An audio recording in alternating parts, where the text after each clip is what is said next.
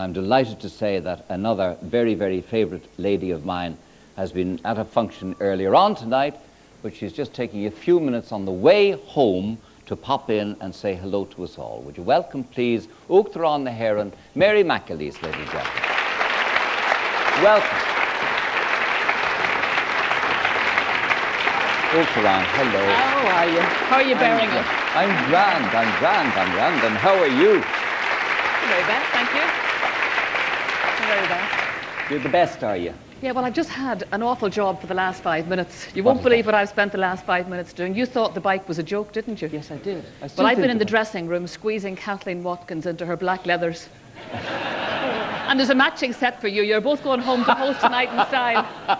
Whether we like it or not. Whether you like it or not. Well, you were out all day, presumably officiating and all of that. I was in the house actually quite a bit of today. I was out this morning opening a centre for autistic children in a school in St Bridget's in Finglas. And then in the afternoon we had a garden party in the Aris, which was a complete panic. We had all of the Special Olympics team. And it was just fantastic. Well, they danced the afternoon away. It was wonderful. Great fun. And then what? You were at something this evening? Then we did dinner, and now I'm here. Yeah, well, you're very, very so the night is yet young. So you better explain to them why you're here. Well, why I'm here? Yes. Well, to follow the song, I was just thinking actually, as Sarah was singing, you know, that you're holding up very well, you're bearing up very well. But all over the country, when people hear that song, which was so appropriate for tonight, there are people who are sitting crying, you know, tonight. They are. They're very deeply sad. And I was thinking of all the people, I know they have written to you, they've emailed, they've phoned, they've sent letters, but there are a lot of people still trying to get through, and I thought I'd just come here tonight and say thank you on behalf of all of us. Just a very simple thank you. Thank you. That's very kind of you. Very kind of you. Thank you. But what are have you memories of the show? Well, you've entertained us. You have educated us, you've exasperated us, and you've provoked us. And you have guested on it. And I've guested on it many a time. Yes. And what more can anybody ask over 37 years? I think I have a lot of memories of the show, but I think, leaving aside the memories, because everybody has their own pocket of memories, it's just the sheer brilliance of being able to do this week in, week out for 37 years. It's extraordinary. And to be able to hold an audience for that length of time, which spans a lot of generations. I mean, most of the audience here are involved in one way or another in television, so they know, and I know a little bit about what it's like to be a live broadcaster. I had a very short career as a live broadcaster, short enough to traumatize me for the rest of my life, because anybody who's ever been involved in live broadcasting knows that you spend your time in a state of controlled hysteria at best. And it calls for nerves of absolute steel.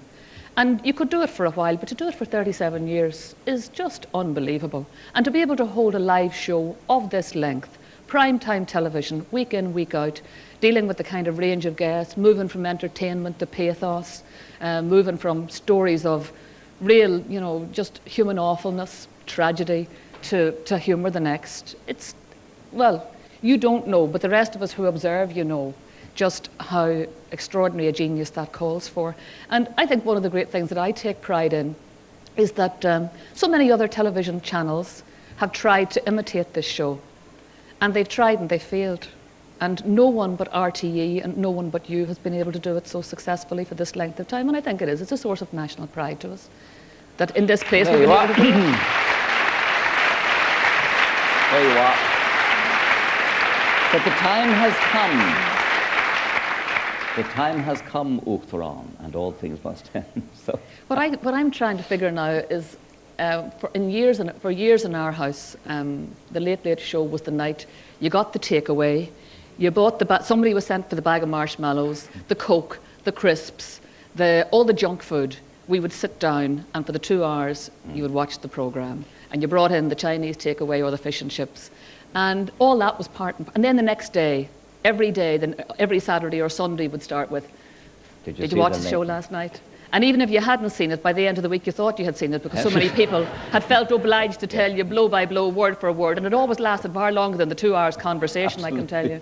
And what were they at again? And what was he doing? And what does he think he's doing? I know, and I mean, many around in our house started that way. Did you watch the Late Late Show last night? And I always think you're a great buffer, because my mother's great defence always was, well, I mean, it wasn't I who said it was Gay, or it was somebody on Gay's show who said it. Yes. So it was great. You were great. You got, well, it was great to have somebody else to blame. That's right. It was great, and you did that. I mean, in a way, you were the buffer. So many conversations were able to be. You were able to explore things in the house around the dinner table that you mightn't have been able to explore otherwise, because you'd raised them on the show here, and you were able to kind of, you know, instead of quoting yourself or what you were feeling, well, it was somebody on Gay's show said it, or Gay himself said it. But tell me this, did you really not like television very much, working in it? I mean, oh, I loved it. You loved it. I loved the teamwork. I loved the Yes, camaraderie. yes. Live television, I couldn't say I loved. No, I didn't. I was petrified of it. No. But you went on to greater things, didn't you? I mean, I went on to other things anyway, whatever about greater things I went on. It was a good training. It was a very good training, live television, for all sorts of things. Yes, yeah. by golly, and it's standing to you still, because you can address a crowd, you can get up and do your thing, and want no bother to you. That's exactly No right. bother to you. Nothing would ever frighten you again after you have actually faced what you know is your mother. Whatever about the rest of the audience being live, the one that really frightens you, in my case anyway, was my mother. Because she was usually the first person on the phone after the show saying, did you have to wear that old red jacket again? Have you nothing else to wear? I should be at it again tonight. All great fun. Uachtaráin, thank you very much indeed for coming. You're thank very, you, very Gay. good. Thank you. I'm so grateful to you. I know you had a long day. God bless Goodbye, you. Take and care. thank you. You're Enjoy. Okay. Enjoy the bike. We will. Enjoy the bike. I have to cope with that yet. God bless you, and thank you very much. You can't ride it, can you? Oh, I can. Oh, I certainly can. Goodbye to you, and thank you.